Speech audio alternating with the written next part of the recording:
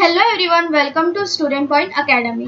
और आज हम लेसन नंबर 4 इवोल्यूशन पढ़ेंगे। ठीक है, लास्ट लेक्चर में हमने देखा था फॉर्मेशन ऑफ अर्थ का फॉर्मेशन कैसे हुआ था, है ना। हमने देखा था जो इनॉर्मस क्लाउड था हॉट गैसेस और डस्ट से उसका डिवीज़न हुआ, फिर उसके बाद सोलर सिस्टम फॉर्म हुआ और फिर उसके बाद जो अर्थ है वो चेंज होते रही, इवॉल्व होते रही, है ना, धीरे धीरे। फिर जो हॉट थी वो वहाँ पे 80,000 ईयर्स लगे उसे कम से कम कूल होने में, और फिर जो वाटर बॉडीज थी वो फॉर्म होने में, है ना।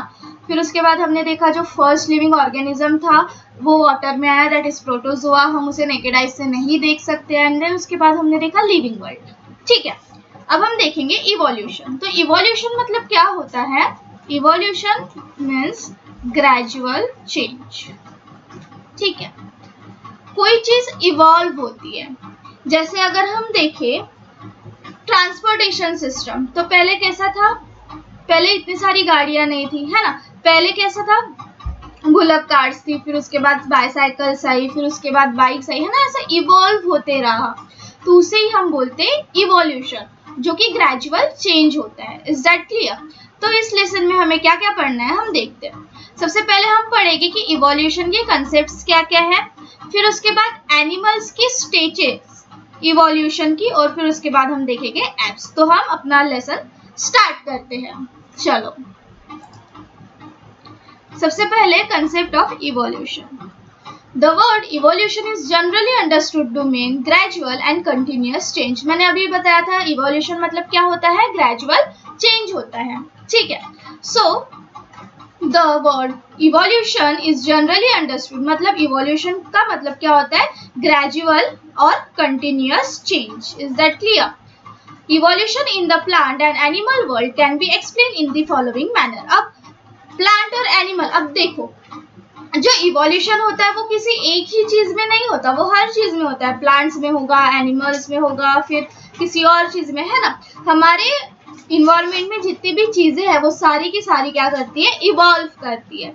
सो in the process of survival by adapting the environmental changes, certain in internal physical changes occur in some animal of a species. अब देखो जैसे एनिमल्स है वो अपने अर्थ पर है, ठीक है। अब कोई कोई एनिमल्स है जो अडेप्ट करते हैं, मतलब सपोज अगर हम देखें एक आइस वाला एरिया है पूरा, वहां पे जो प्लांट्स मिलते हैं वो हमें डेजर्ट एरिया में नहीं मिलते, और जो डेजर्ट एरिया में प्लांट्स है वो हमें आइस एरिया में नहीं मिलते। क्यों? क्योंकि उन्होंने अपने आप को उस इन्वायरमेंट के हिसाब से ढाल लिया है। ठीक है, उस इन्वायरमेंट के हिसाब से ढाल लिया है। सपोज हम यहाँ पे नॉर्मल टेम्परेचर में रहते हैं, और अगर हम आइस वाले टेम्परेचर में चले जाए या बहुत ज्यादा ठंडा टेम्परेचर में चले जाए तो क्या होगा? हमें बहुत सारे कपड़े पहनने पड़ेंगे, बहुत सारे गर्म चीजें पहननी पड़ेगी, है ना। क्यों? क्योंकि हमें उस इन्वायरमेंट में रहना है, क्योंकि उस इन्वायरमेंट में हमें सरवाइव करना है, उस इन्वायरमेंट को हमें अडेप्ट करना है। तो एडेप्टेशन मतलब चेंज, मतलब किसी भी इन्वायरमेंट को अडेप्ट करना, उस इन्वायरमेंट के फेवरेबल जो चीजें है वहां पे हमें ढालना, है ना। सपोज आइस वाले इसमें जो प्लांट्स है उन्होंने अपने आप को ठंड के लिए ढाला है, डेजर्ट वाले रीजन में जो प्लांट है उन्होंने अपने आप को डेजर्ट के लिए ढाला है। ठीक है, so evolution in the plant and animal world can be explain in the following manner. In the process of survival by adapting environmental changes, certain internal physical changes occur in some animal of a species. अब ऐसे animals या species या plants जिन्हें survive करना है वो adapt करते हैं इन्वायरमेंटल चेंजेस को। इंटरनल फिजिकल चेंजेस होते हैं एनिमल स्पीसीज में। देखो सपोज अगर हम बोले कि एक डेजर्ट एरिया है, धीरे धीरे वो जो डेजर्ट एरिया है धीरे धीरे वो ठंड वाले एरिया में तब्दील हो रहा है। तो अब ऐसे प्लांट्स जिन्होंने अपने आप को इन्वायरमेंट के अकॉर्डिंग ढाल लिया है वो तो जीवित रहेंगे, वो तो सरवाइव कर पाएंगे। बट ऐसे प्लांट्स जिन्होंने अपने आप को उस इन्वायरमेंट के अकॉर्डिंग नहीं ढाला है वो कैसे हो जाएंगे? मर जाएंगे, एक्सटिंक्ट हो जाएंगे। ठीक है, तो इवोल्यूशन में सबसे मेन जो है वो क्या होता है, किसी भी अगर हमें सरवाइव करना है तो जो भी इन्वायरमेंटल चेंज हो रहा है उस इन्वायरमेंटल चेंज में हम ढल जाए, उसे अडेप्ट कर ले, उसे हमारे डे टू डे लाइफ में अडेप्ट कर ले। जो भी चेंजेस आ रहे हैं हम अपने इंटरनल फिजिकल चेंज में या फिर एक्सटर्नली जो चेंजेस है उसे हम देखें, ठीक है ना। Over a period of time these internal changes become inherited characteristics seen in the following generation. अब जैसे जैसे टाइम बीतता है वैसे वैसे जो इंटरनल फिजिकल चेंजेस हो रहे हैं स्पीसीज में या किसी प्लांट्स में या एनिमल्स में, इन्वायरमेंटल चेंजेस को देख के वो क्या हो जाते हैं, एक स्पीसीज से मतलब एक जनरेशन से दूसरे जनरेशन में जाते हैं, है ना, एक जनरेशन से दूसरे जनरेशन में जाते हैं, दूसरे जनरेशन से तीसरे जनरेशन में जाते हैं। मतलब वो क्या होते हैं, जो ट्रेट्स है वो क्या करते हैं, इनहेरिटेट करते हैं। Is that clear?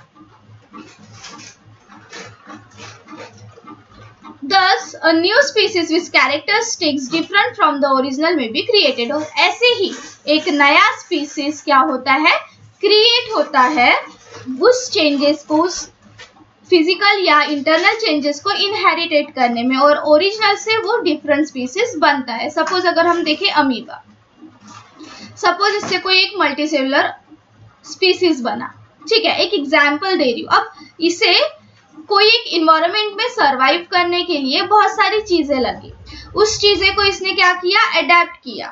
तो अब उस एडेप्टेशन का जो कैरेक्टरिस्टिक है, उसने जो इंटरनल फिजिकल चेंजेस है वो अडेप्ट किया। अब वो जो कैरेक्टर है वो इसके दूसरे जनरेशन में जाएंगे, अब वो इसके दूसरे जनरेशन में जाएंगे, फिर कुछ ऐसा होगा जिसकी वजह से और कुछ चेंजेस होगा, और फिर उसके बाद यहाँ पे एक मल्टीसेलुलर ऑर्गेनिज्म बनेगा, ठीक है। मतलब क्या हो रहा है, यहाँ पे एक जो स्पीसीज है उसी से दूसरा स्पीसीज क्या हो रहा है, बन रहा है। बट कैसे, ये क्या एक साल में होने वाली प्रोसेस है? नहीं, ये धीरे धीरे होने वाली प्रोसेस है। Is that clear?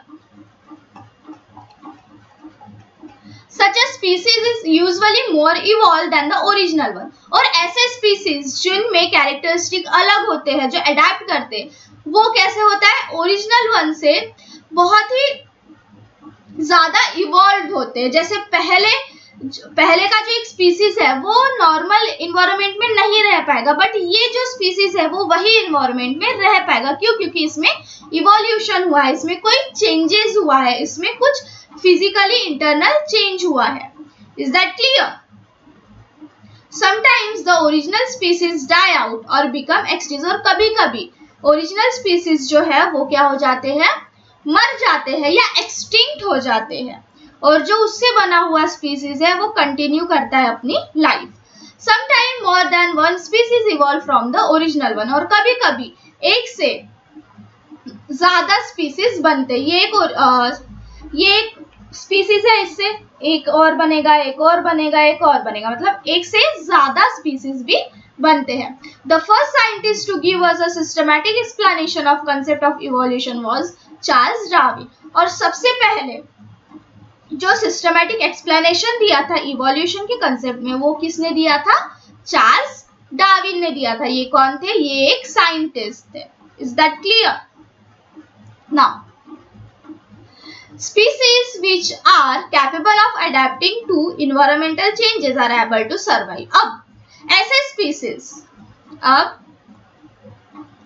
स्पीसीज जो कि कैपेबल है इन्वायरमेंटल चेंजेस को अडेप्ट करने के लिए, वो क्या होते हैं, सरवाइव करते हैं। और ऐसे स्पीसीज जो अडेप्ट नहीं कर पाते इन्वायरमेंटल चेंजेस को, वो सरवाइव भी नहीं कर पाते। Is that clear? The ones that cannot do so become extinct in the process of evolution. In ancient time, there were many species of a type of animal called dinosaur. Dionos in a Greek means terrible and saurus means lizard. और reptile, dinosaur means terrible lizard. अब देखो, हमने बहुत सुना है कि पहले के जमाने में डायनासोर्स थे, पहले के जमाने में बहुत बड़े बड़े मैमथ थे, बट वो क्या हो गए, एक्सटिंक्ट हो गए। धीरे धीरे वो क्या हो गए, एक्सटिंक्ट हो गए। क्यों? क्योंकि उन्होंने इन्वायरमेंटल चेंजेस को अडेप्ट नहीं किया, ठीक है। बहुत सारे स्पीसीज थे, ठीक है, जिन्हें हम डायनासोर्स कहते हैं। अब डायनोस मीन्स क्या होता है, टेरिबल टेरिबल जो कि ग्रीक से लिया है, और सॉरस मीन्स क्या होता है, लिजार्ड या फिर रेप्टाइल। तो डायनासोरस का मीन क्या होगा, terrible lizard. Is that clear? ये वेरियस स्पीसीज ऑफ डायनासोर, ये सारे क्या हो गए, एक्सटिंक्ट हो गए। क्यों? क्योंकि वो अडेप्ट नहीं कर पाए, है ना।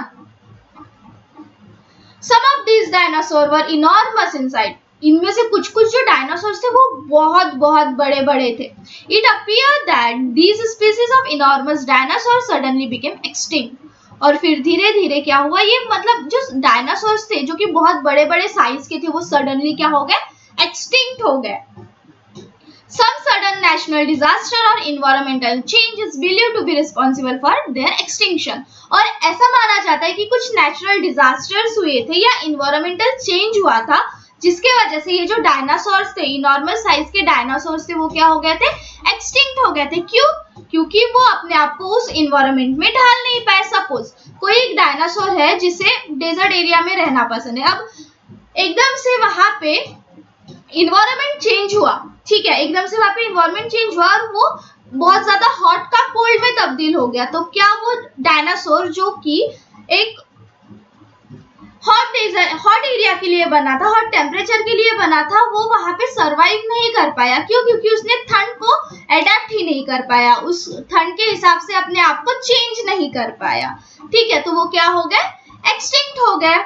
Now fossils of dinosaur with wings have been discovered, और अब इनके जो फॉसिल्स थे डायनासोर्स के विंग्स के साथ वो क्या हुए, डिस्कवर्ड हुए। It is believed that some species of two legged and wing dinosaur evolve into the bird, और ऐसा कहा जाता है कुछ स्पीसीज जिनके 2 लेग्स थे और विंग्स थे, वो किस में इवॉल्व हुए, वो बर्ड में इवॉल्व हुए, ठीक है, उनका इवोल्यूशन हुआ बर्ड में। ओके, ये skeleton of dinosaur, reconstructed picture of a dinosaur with wings. Okay, ये क्या है, ये सारे के सारे एक्सटिंक्ट हो गए हैं, ठीक है, ये सारे के सारे क्या हो गए हैं, एक्सटिंक्ट हो गए हैं। क्यों? क्योंकि इन्वायरमेंटल चेंज हुआ और इन्होंने अपने आप को अडेप्ट नहीं कर पाए। सो कंसेप्ट ऑफ इवोल्यूशन में हमने क्या देखा, इवोल्यूशन जो होता है वो ग्रेजुअल चेंज होता है।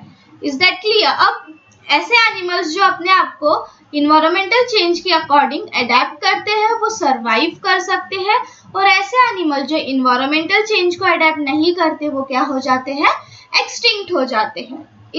ओके, चलो नेक्स्ट कंसेप्ट देखते हैं, the stages of evolution of animals. अब एनिमल्स कैसे इवॉल्व हुए, उनके स्टेजेस देखते हैं।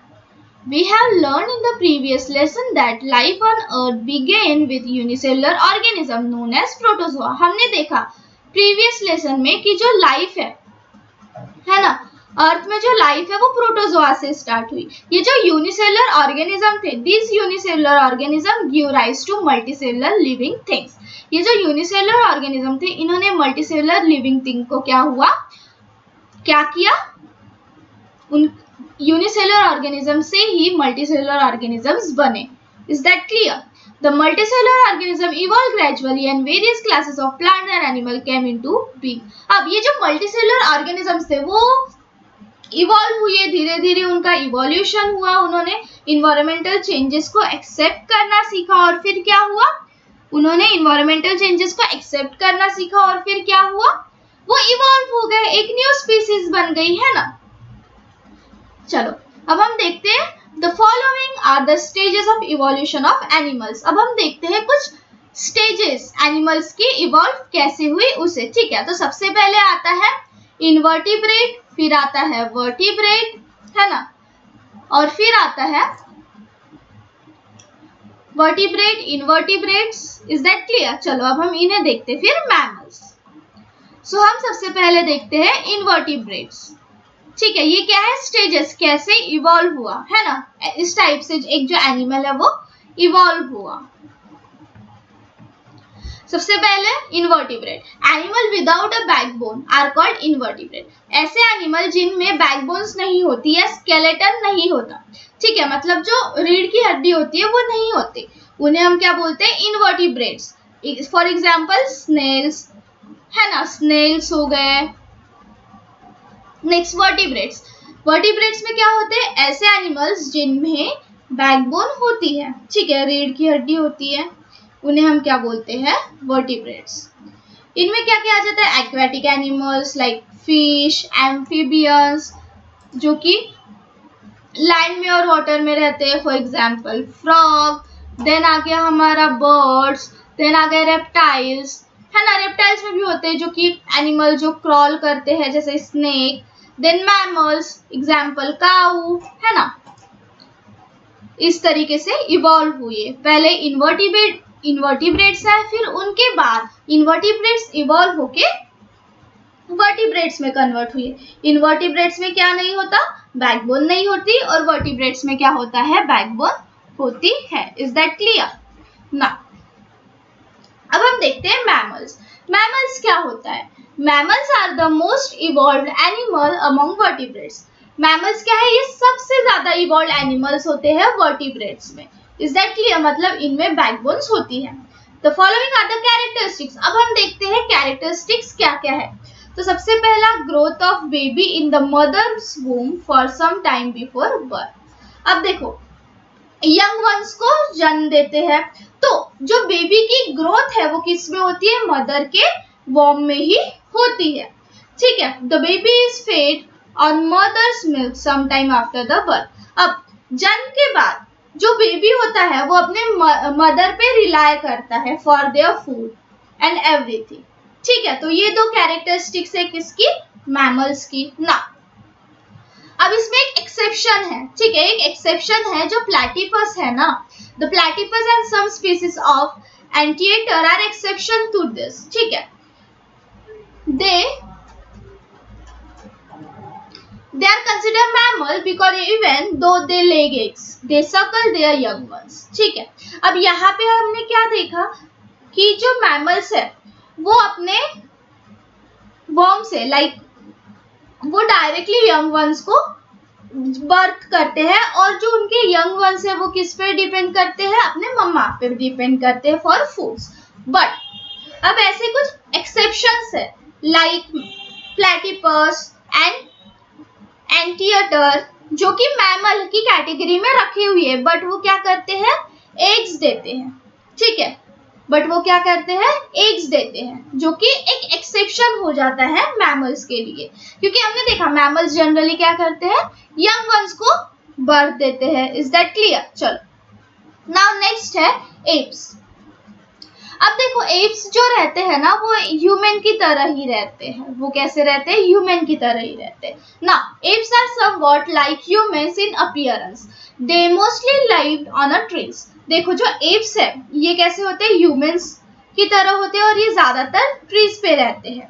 Those species of apes which continue to live on tree retain their original ape-like form. अब ऐसे स्पीसीज जो जिन्होंने ट्रीज पर रहना कंटिन्यू किया, उनका जो फॉर्म है वो एप लाइक ही है। बट कुछ ग्रासलैंड में कुछ एप के स्पीसीज गए थे, मतलब मूव किए थे ग्राउंड में, तो ऐसे स्पीसीज टाइम से इवॉल्व हुए, और उन्हीं से क्या हुआ, जो ह्यूमन के स्पीसीज से वो इवॉल्व हुए, ठीक है। मतलब एप से ही जो ह्यूमन थे वो इवॉल्व हुए, और ये सबसे पहले हुआ अफ्रीकन कॉन्टिनेंट में। तो सबसे पहले ह्यूमन स्पीसीज कहाँ पे थे, अफ्रीकन कॉन्टिनेंट में।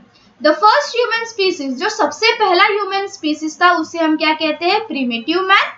प्रिमिटिव मतलब द फर्स्ट, ठीक है। अब नेक्स्ट लेक्चर में हम देखेंगे कि ह्यूमन स्पीसीज का इवोल्यूशन कैसे हुआ।